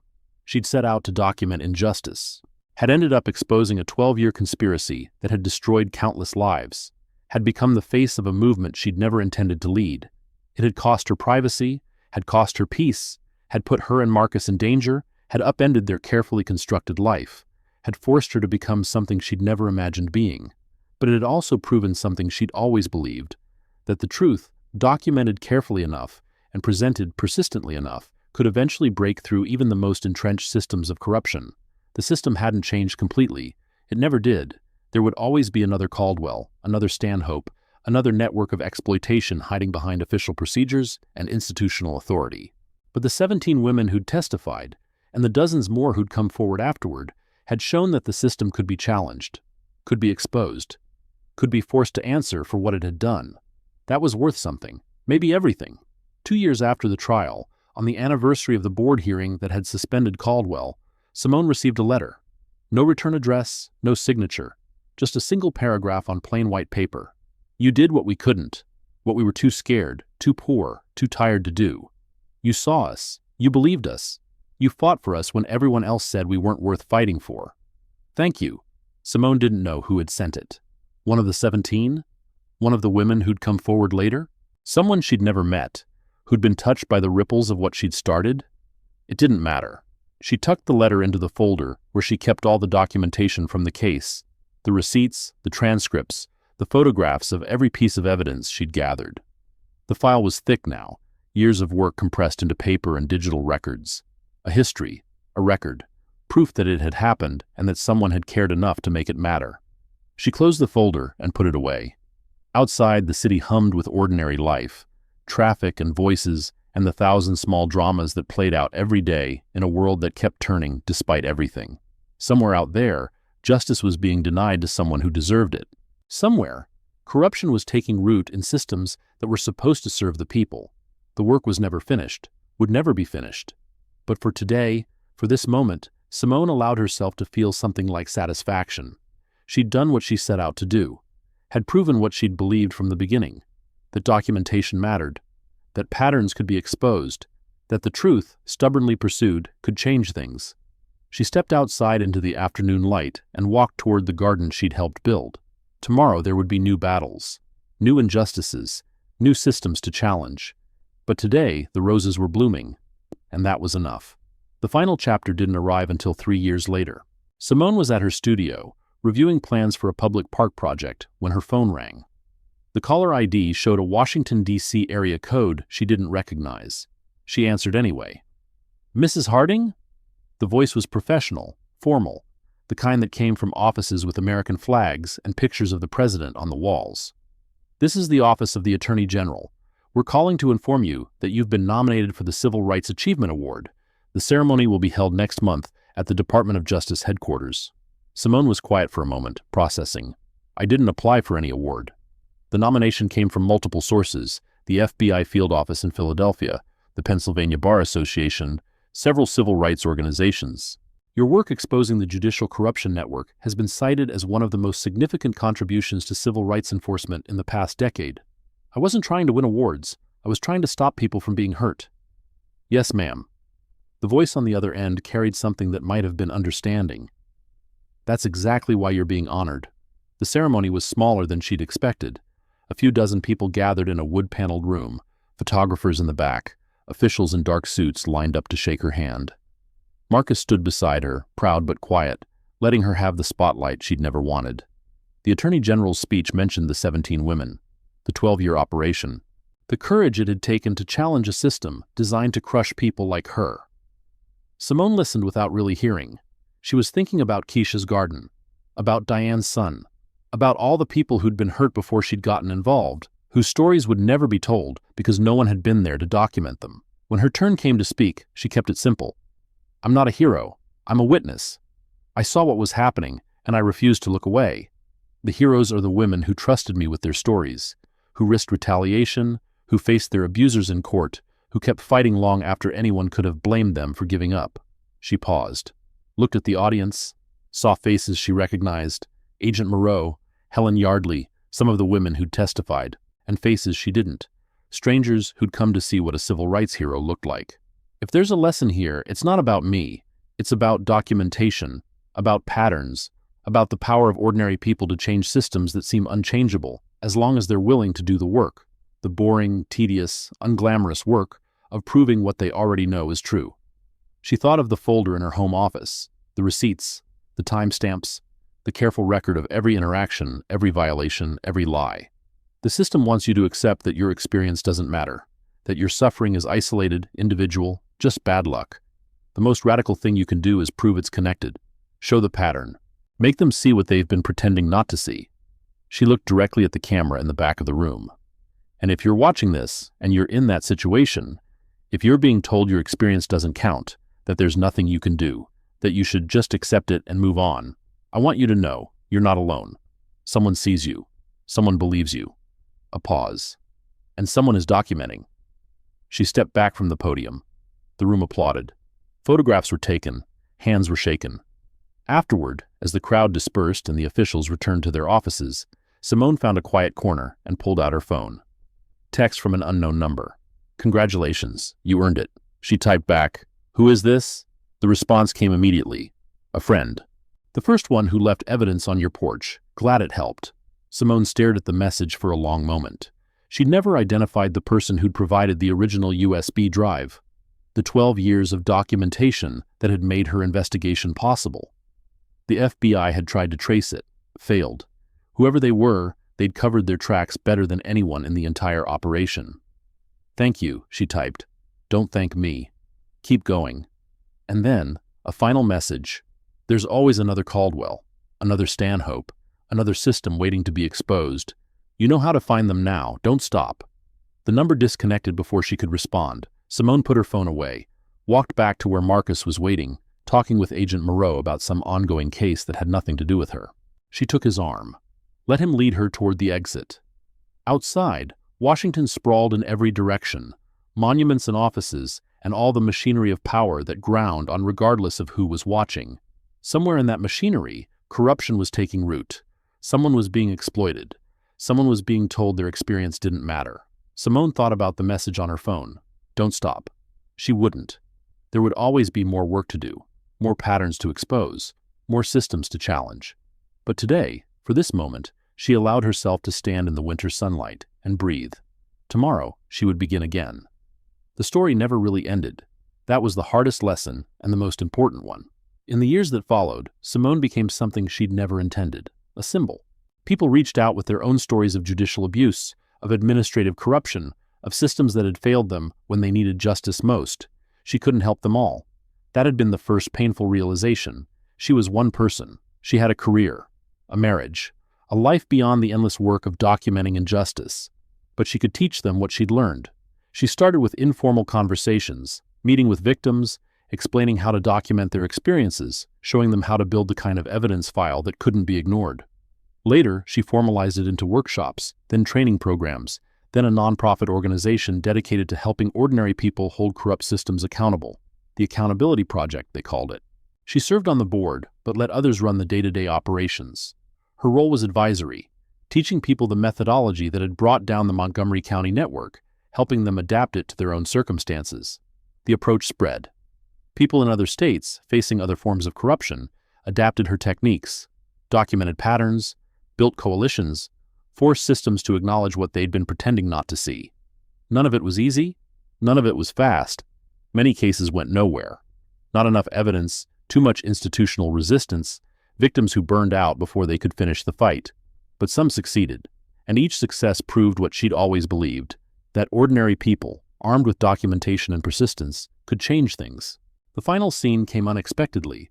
Simone was 63, retired from active work, when she received a call from a journalist writing a book about judicial reform. Would she consent to an interview? She agreed. They met at the community garden she'd helped build decades earlier, the one that had started everything when Leon Bixby abandoned the contract and sued her for breach. The garden was mature now, the plants established, the paths worn smooth by thousands of visitors. A plaque near the entrance still commemorated the original project. Most people who walked past had no idea of the story behind it. The journalist set up a recorder, asked questions about the early days of the investigation, the board hearing, the FBI involvement, the trial. Simone answered as honestly as she could, aware that memory changed things, that the version she told now wasn't quite the same as what had actually happened. That was the nature of stories. They evolved with the telling, shaped themselves to the moment. But the core remained true. She'd seen injustice. She'd documented it. She'd refused to give up until something changed. That was the story. That would always be the story. The journalist's final question was one she'd been asked 1,000 times before. What advice would you give to someone who sees corruption and wants to fight it? Simone thought for a moment. Looked around the garden, the plants, the visitors, the evidence of something she'd helped create through stubbornness and careful record-keeping. Document everything, she said. Build the pattern. Find the others who've experienced what you've experienced, and don't expect the system to reward you for exposing its failures. She paused. But do it anyway, because somewhere out there, is someone who needs to know they're not alone, someone who needs to see that it's possible to fight back and win. She smiled, tired but genuine, the expression of someone who had learned to live with the weight of what she'd accomplished. That person is worth fighting for, even when you don't know who they are, even when you'll never meet them, even when it costs you everything. The recorder clicked off. The interview was over. Simone stayed in the garden for a while longer, watching the afternoon light play across the plants she'd once designed, feeling the weight of years pressing down on her shoulders. She thought about Keisha Morris, who'd died peacefully 2 years ago, surrounded by family in the small house she'd bought with her settlement money. About Diane Collier, whose son had become a civil rights attorney himself, carrying forward the work his mother's suffering had inspired. She thought about Marcus, waiting at home, patient as he'd always been, still proud of what she'd done, even when the cost had been so high. She thought about all the cases she'd never heard of, all the patterns she'd never documented, all the injustice that continued somewhere beyond her reach. The work was never finished, would never be finished, but she'd done her part, had left something behind, a methodology, a network, a generation of advocates who knew that documentation mattered. That would have to be enough. Simone stood, brushed dirt from her knees, and walked slowly toward the garden exit. Behind her, the roses continued to bloom. The story was over. But somewhere, somehow, a new one was beginning. Epilogue, 10 years later. The conference room on the 17th floor of the Federal Building in Philadelphia was flooded with March afternoon light. Simone sat at the head of the long table, her hair completely silver now, but her back still straight, her eyes still carrying that particular sharpness that had once made corrupt judges nervous. Across from her sat a young woman, 26, maybe 27, with braids pulled back in a professional bun and a leather briefcase that looked almost identical to the one Simone had carried into Warren Caldwell's courtroom 2 decades ago. Mrs. Harding. The young woman's voice was steady, but her hands betrayed her nerves, fidgeting with the folder in front of her. Thank you for agreeing to meet with me. You said you had a pattern. Simone gestured toward the folder. Show me. The young woman, Destiny Williams, according to the email she'd sent, opened the folder and spread its contents across the table. Photographs, printed emails, screenshots of court records, a timeline written in careful handwriting, each entry dated and annotated. Simone recognized the methodology immediately.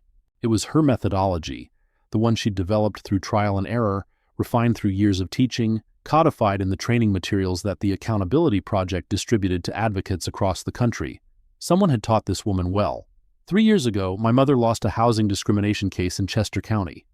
Destiny's voice gained strength as she spoke. The landlord had explicitly stated, in writing, that he didn't rent to certain types of people. The email was submitted as evidence. The judge ruled it was ambiguous and dismissed the case. Which judge? Patricia Holloway, appointed to the bench 6 years ago. Her husband is a real estate developer with properties across 3 counties. Simone felt the familiar tingle at the back of her neck, the one that had guided her through the Caldwell investigation, the one that told her when a pattern was real. Go on. I started documenting, not just my mother's case, every housing discrimination case that came before Judge Holloway in the past 5 years. Destiny pulled out a spreadsheet, the data organized in neat columns. 47 cases, 39 involved minority plaintiffs. Of those 39, 36 were dismissed or ruled in favor of the defendant. That's a 92% adverse ruling rate, compared to 58% for similar cases before other judges in the same district. Destiny's eyes met Simone's.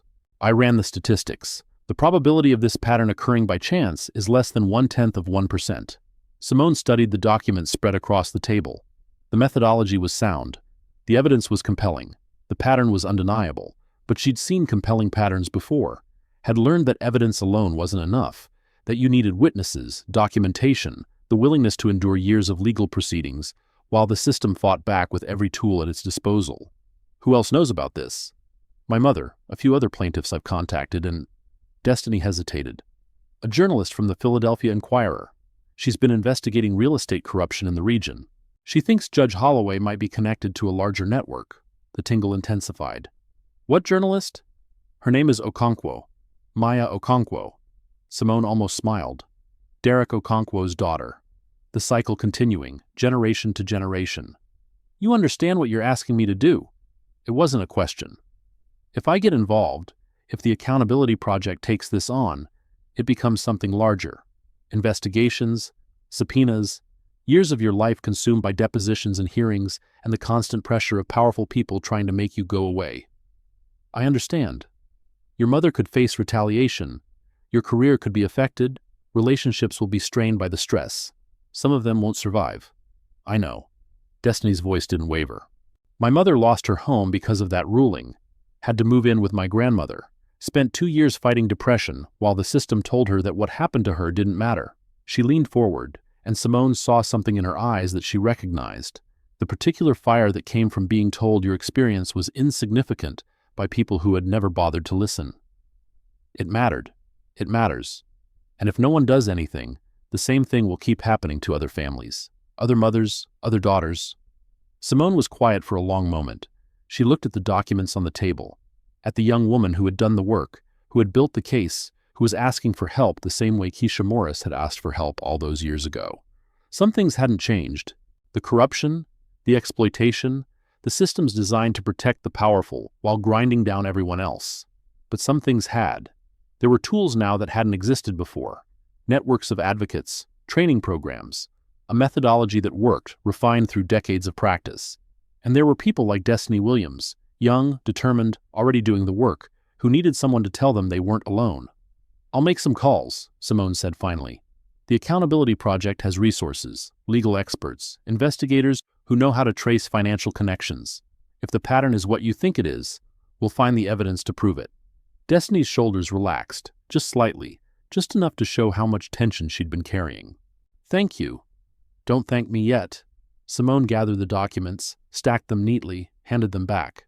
This is the beginning, the easy part. Everything that comes after will be harder than you can imagine. I know. You don't. Not really, but you will. Simone stood, signaling that the meeting was ending. Go home, talk to your mother, make sure she understands what's coming, then come back next week with everything you have, every document, every photograph, every timestamp. We'll build the case together. Destiny rose, clutched the folder to her chest. Mrs. Harding, why? You've already done so much. You could be retired, living peacefully. Why keep doing this? Simone thought about the question. It was one she'd been asked before, in different forms, by journalists and advocates and people who couldn't understand why someone who'd already won would keep fighting. Because someone kept doing it for me, she said. Someone I never met left evidence on my porch when I needed it most. Someone believed the work mattered enough to take risks for a stranger. She walked Destiny to the door. That's how it works. That's how it's always worked. Each generation passing the tools to the next. Each person who benefits paying it forward to someone they'll never meet. Destiny nodded slowly. The person who left you that evidence, did you ever find out who they were? No, Simone smiled, a small private expression. But I think about them sometimes, wonder where they are now, whether they know what their help made possible. Maybe they're watching, seeing how it turned out. Maybe. Simone opened the door. Go home, Destiny. Rest. Next week, we work. The young woman left. Simone stood in the doorway for a moment, watching her walk down the corridor toward the elevators, the folder still clutched against her chest like something precious. Then she returned to the conference room, sat down, and began reviewing the documents she'd photographed on her phone before handing them back. The pattern was real. She could feel it, and somewhere in Chester County, a judge named Patricia Holloway had no idea what was coming. 3 months later, the investigation was in full swing. The Accountability Project had assigned a team of 4, a legal analyst, a forensic accountant, a researcher, and a coordinator who managed the flow of information between Destiny's grassroots documentation and the professional investigators building the formal case. Maya Okonkwo's articles in The Inquirer had drawn attention to the broader pattern of real estate corruption in the region, creating public pressure that made it harder for officials to ignore the mounting evidence. The FBI had opened a preliminary inquiry, not yet a full investigation, but enough to signal that federal resources might eventually be brought to bear. And Simone, ostensibly retired, supposedly advisory only, found herself pulled back into the work with an intensity she hadn't felt in years. It was different this time. She wasn't the one gathering evidence, building timelines, preparing for testimony. That role belonged to Destiny now, who approached the work with a combination of raw talent and learned methodology that reminded Simone of herself 20 years ago. Her role was different: mentor, strategist, the person who had seen how these things played out and could anticipate the system's responses before they came. They'll attack your credibility first, she told Destiny during one of their weekly strategy sessions. Question your motives. Suggest that you have a personal vendetta because of your mother's case. I do have a personal connection. That's not a vendetta. I know, but they'll frame it that way. The key is to have so many other plaintiffs that your mother's case becomes just one data point among dozens. Destiny nodded, making notes. We've identified 31 other families willing to participate. 19 have agreed to go on record. Good, but you need more. The pattern needs to be undeniable, so obvious that even sympathetic media can't ignore it.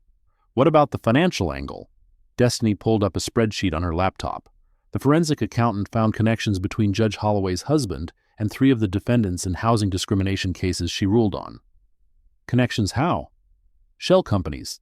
The same structure you documented in the Caldwell network. Properties owned by LLCs that trace back to the same beneficial owners through multiple layers of corporate filings. Simone leaned forward to study the screen. The pattern was familiar. Too familiar. It was the same methodology Gerald Ashworth had developed decades ago, adapted to a new context. Has the accountant traced where the money flows after the favorable rulings? Working on it. But there are indications that properties acquired after dismissal of discrimination claims are being flipped at significant profit within 18 months.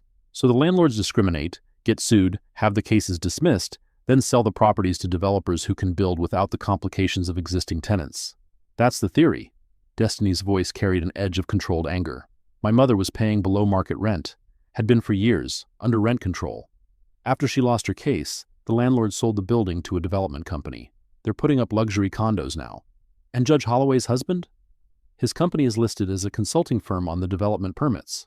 The pieces were connecting, the pattern was crystallizing. This wasn't just one corrupt judge. It was a system, a network, a machine designed to extract wealth from vulnerable communities by weaponizing the legal system against them. Just like before, just like always. We need to document the connection between the rulings and the subsequent property transactions, Simone said. Timeline every case. Show that the pattern of dismissal followed by profitable sale is consistent across multiple properties. That could take months. It will take months, maybe years. Simone met Destiny's eyes.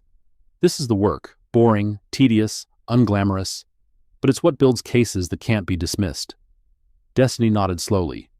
You did this for how long? Before the Caldwell hearing? 6 months of intensive documentation.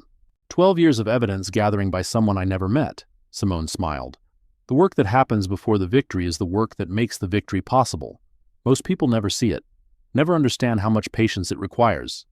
And after the victory? After the victory, you do it again. For the next case, the next pattern, the next generation of people who need someone to believe them. Destiny was quiet for a moment, absorbing this. Do you ever get tired? She asked finally. Of fighting the same battles over and over? Simone considered the question carefully. Yes, she said. Sometimes I'm exhausted. Sometimes I wonder if anything really changes, if we're just rearranging deck chairs while the ship goes down. But then I meet someone like you, someone who picked up the tools and learned to use them, someone who's going to keep going after I'm gone. Simone's voice softened. That's how change happens. Not in dramatic moments of victory, but in the slow accumulation of people who refuse to accept that the system can't be challenged. Pass the torch. Pass the torch, and trust that the person who catches it will carry it further than you could. Destiny closed her laptop. Mrs. Harding? Simone? Can I ask you something personal? You can ask. Do you regret it? Any of it? The years you spent, the privacy you lost, the way it consumed your life? Simone was silent for a long moment, thinking about the question. About Marcus, who had stood beside her through everything. About the brownstone they'd shared for 40 years. About the children they'd never had because the work had always seemed too urgent, too consuming to pause. About the 17 women whose names she still remembered. The hundreds more who had come after. The thousands she'd never met, but whose lives had been touched, somehow, by the ripples of what she'd started. I regret some things, she said finally. Moments I missed. Choices I made that hurt people I loved. The times when I pushed too hard, demanded too much, forgot that I was human and needed rest like everyone else. But not the work itself? No. The word came out certain, absolute. Not the work, never the work. Destiny nodded, something settling in her expression, a decision being made, a commitment being confirmed. Okay, she said. Let's get back to it. The hearing came 18 months later. Not the final hearing. That would take years more. winding through appeals and procedural challenges and all the machinery of a system fighting to protect itself. But the preliminary hearing, the one that would determine whether there was sufficient evidence to proceed with formal charges against Judge Patricia Holloway, the courtroom was different from the one where Warren Caldwell had been suspended. Smaller, less formal. But the dynamics were the same: the raised bench, the witness stand, the rows of observers waiting to see whether justice would be served or denied. Simone sat in the gallery, anonymous among the crowd. Her role in the investigation had been carefully obscured, advisory only, nothing that could be used to claim outside interference or political motivation. Destiny would be the face of this case, the voice that presented the evidence, the name that appeared in the headlines. That was how it should be. The next generation taking the lead, the torch being passed. Destiny approached the witness stand with the same steady composure Simone remembered from their first meeting. She swore to tell the truth, settled into the chair, waited for the first question. The prosecutor, a young assistant district attorney named Williams, no relation, began with the basics: Destiny's background, her mother's case, the initial observations that had led her to suspect a pattern. Then the documents came out, the spreadsheets, the timelines, the statistical analysis showing that Judge Holloway's ruling pattern could not be explained by chance. The financial connections followed: shell companies, property transactions, the money trail linking favorable rulings to profitable development deals, and finally, the witnesses. 31 families who had experienced similar treatment in Judge Holloway's courtroom, 19 who had agreed to testify, each one adding their voice to a chorus that grew louder with every statement. The evidence demonstrates, Destiny concluded, a systematic pattern of judicial misconduct extending over 6 years and affecting dozens of families. Properties that should have remained affordable housing were converted to luxury developments. Communities that had existed for generations were scattered, and at every step, Judge Holloway's rulings facilitated outcomes that enriched her husband's business associates while destroying the lives of the people who came to her court seeking justice. The defense attorney, expensive suit, practice sneer, rose for cross-examination. "Ms. Williams, isn't it true that your mother lost a case before Judge Holloway?" "Yes." "And isn't it true that this entire investigation began as a way to seek revenge for that loss?" Destiny didn't flinch. "This investigation began because I saw a pattern. My mother's case was one data point among dozens. The evidence stands on its own merits, regardless of my personal connection to one case." "But you have a personal connection, an emotional investment. How can this tribunal trust that your analysis isn't colored by that bias?" "Because the methodology is transparent." Destiny's voice was steady, almost calm. "Every data point is documented. Every statistical analysis is reproducible. The financial connections are traced through public records that anyone can verify. If there's an error in my work, find it, point to it. Show where the pattern breaks down." The defense attorney hesitated, just for a moment, just long enough to signal that he had no answer. Simone allowed herself a small smile. The hearing continued for 3 more days. Expert witnesses testified about statistical methodology. Forensic accountants explained the shell company structure. Former clerks from Judge Holloway's office, protected by whistleblower provisions that Simone had helped draft years ago, described the pressure they'd felt to process certain cases in certain ways. By the 4th day, the outcome was clear. The evidence was overwhelming. The pattern was undeniable. Judge Patricia Holloway would face formal charges. After the hearing adjourned, Simone waited in the corridor outside the courtroom. She watched Destiny emerge, surrounded by the other plaintiffs, accepting congratulations and answering questions from reporters. Their eyes met across the crowd. Destiny nodded once, acknowledgement, gratitude, the recognition of something shared. Simone nodded back. Then she turned and walked away, leaving the spotlight to the people who deserved it. The trial lasted 8 months. The conviction came on a Tuesday afternoon in November, guilty on 14 counts of corruption, conspiracy, and deprivation of civil rights. Judge Patricia Holloway was sentenced to 12 years in federal prison, her husband to 8 years for his role in the scheme. The civil suits followed. 31 families received settlements totaling over $20 million. Communities that had been scattered began to rebuild. Affordable housing initiatives received funding that had been blocked for years. Destiny Williams was featured on the cover of Time magazine. The next generation of justice warriors. She gave interviews, accepted awards, became a symbol of what ordinary citizens could accomplish when they refused to accept that the system couldn't be changed. And in Philadelphia, in a brownstone in Rittenhouse Square, Simone Harding watched the coverage with Marcus by her side. "You did that," he said, squeezing her hand. "All of it traces back to you." "I started something. Other people finished it." She smiled. That's how it's supposed to work. Are you satisfied? Finally ready to actually retire? Simone considered the question, looked at the screen where Destiny was being interviewed about her next steps, thought about all the cases still waiting to be investigated, all the patterns still waiting to be documented, all the people still waiting for someone to believe them. Ask me again next year, she said. Marcus laughed, the same laugh he'd had when they first met, back when she was a young architect, and he was a city councilman with ambitions neither of them could have predicted. I've been asking you that for 20 years, and I'll have the same answer for 20 more. They watched the interview together, comfortable in the silence they'd built over 4 decades of marriage. Outside, the city hummed with ordinary life, traffic and voices and all the small dramas that played out every day. Somewhere out there, someone was being wronged. Someone was documenting. Someone was building a case that would eventually bring another corrupt system down. The work continued. It always did. And that, Simone thought, was the only legacy that mattered. The phone call came on a morning in December, 5 years after the Holloway conviction. Simone was 81 years old. Marcus had passed the previous spring, peacefully, in his sleep, after a long illness that had given them time to say everything they needed to say. She lived alone now in the brownstone, surrounded by memories and documentation and the accumulated evidence of a life spent fighting. The caller ID showed a number she didn't recognize. She answered anyway. Mrs. Harding? The voice was young, female, nervous. My name is Aaliyah Foster. I'm a law student at Temple. I'm working on a case, and I was told you might be able to help. Simone sat down slowly, her joints protesting the movement. Who told you to call me? Professor Williams, Destiny Williams. She said if anyone could help me find the pattern, it was you. Destiny. Still teaching. Still passing on the methodology to the next generation. What kind of case? Immigration court. I've been documenting outcomes for asylum seekers, specifically cases involving women fleeing domestic violence. The denial rate for one particular judge is 94% compared to 52% for other judges hearing similar cases. The tingle at the back of Simone's neck returned. Familiar? Welcome. Tell me more, she said. And Aaliyah Foster began to describe a pattern that stretched across 3 years of immigration proceedings, affecting hundreds of women who had fled violence in their home countries, only to face a different kind of injustice in American courts. Simone listened, made notes, asked questions that guided the young woman toward the evidence she needed to gather, the connections she needed to trace, the witnesses she needed to find. The call lasted 2 hours.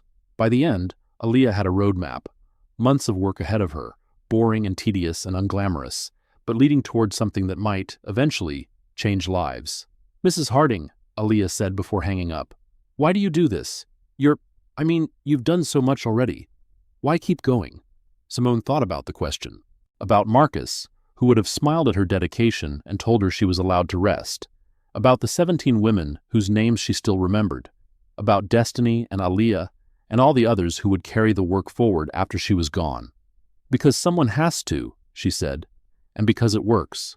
Not always, not quickly, but over time, person by person, case by case, it works. She paused. That's the secret no one tells you about justice. It's not a destination. It's a practice. Something you do every day, not something you achieve and then rest from. That sounds exhausting. It is. But it's also the only thing that's ever made a difference. Simone smiled, though Aaliyah couldn't see it. Call me next week. We'll review what you found. She hung up the phone, sat in the quiet of her brownstone, surrounded by the life she'd built. Outside, winter light slanted through the windows. The city went about its business. Somewhere, a young law student was beginning to document a pattern that would eventually bring another corrupt system down. The work continued. It always would. And that was enough. On the last day of her life, Simone Harding was reviewing documents. She sat in the study of the brownstone, the same room where she'd first analyzed the files left on her porch, 30 years and countless cases ago. Her hands moved slowly now, arthritis making every page a small challenge, but her mind was still sharp, still catching patterns, still connecting dots that others missed. The current file was from Aaliyah Foster, now a civil rights attorney with her own practice. An update on the immigration court case. The judge had been suspended, formal removal proceedings were underway, and 63 women had received new hearings before different judges. Not complete victory, never complete victory, but progress, momentum, the slow accumulation of change that made the work worthwhile. Simone finished reading, set the file aside, looked out the window at the city she'd called home for almost 60 years. She thought about Marcus, about the life they'd shared, about the children they'd never had, and the thousands of people who had become, in their own way, family. She thought about Keisha Morris, who had died with her roses blooming in the garden she'd finally reclaimed, about Diane Collier, whose son was now a federal judge, about all the others, named and unnamed, remembered and forgotten, who had been part of this strange, impossible journey. She thought about the unknown person who had left evidence on her porch when she needed it most, who had started something they might never have imagined, rippling outward through decades and generations until it touched lives they would never know. Pay it forward, that was the phrase. But it wasn't quite right. It wasn't payment, it was continuation. Each person adding their piece to something larger than themselves, trusting that others would carry it further. The light through the window began to fade. Evening coming on. Simone felt tired, not the exhaustion of work, but something deeper, more final. She picked up her phone, typed one last message. Destiny. The foster files look good. Pattern is solid. Let her know she's ready. And thank you for everything. She sent it, set the phone aside. Then she closed her eyes and let the quiet settle around her. The work would continue. It always did. And somewhere, in a city she would never see, a young woman was opening a folder, reading documents, beginning to trace a pattern that no one else had noticed. The story never ended. It just found new people to tell it. Simone Harding's story is not just about one woman fighting injustice. It is a powerful reminder that systems of power, no matter how invincible they appear, can be challenged by ordinary people willing to do the boring, tedious, unglamorous work of documentation. The first lesson is simple but profound. Your experience matters. When institutions tell you that what happened to you is isolated, insignificant, or your own fault, they are lying. Patterns exist. Connecting your story to others transforms individual suffering into undeniable evidence. The second lesson is patience. Justice is not a dramatic courtroom moment. It is months and years of gathering receipts, building timelines, finding witnesses, and refusing to give up when the system pushes back. The victory belongs to those who outlast the resistance. The third lesson is legacy. Simone did not fight alone, and she did not fight only for herself. She passed the tools to Destiny, who passed them to Aaliyah, who will pass them to someone we have not yet met. Change happens generationally, each person carrying the torch a little further than the last. If you are witnessing injustice right now, document everything. Photograph receipts, save emails, note timestamps, find others with similar experiences, build the pattern. The system wants you silent. Your records are your voice. If this story moved you, share it. Someone in your network needs to hear that fighting back is possible, that documentation works, that they are not alone. The work continues. Will you be part of it? Subscribe, like, and share this story. Justice needs witnesses. Thank you for taking the time to watch this video today. If you found the content helpful, please remember to like and subscribe so you won't miss our upcoming episodes. If you have any questions or suggestions, feel free to leave a comment below. We are always here to listen.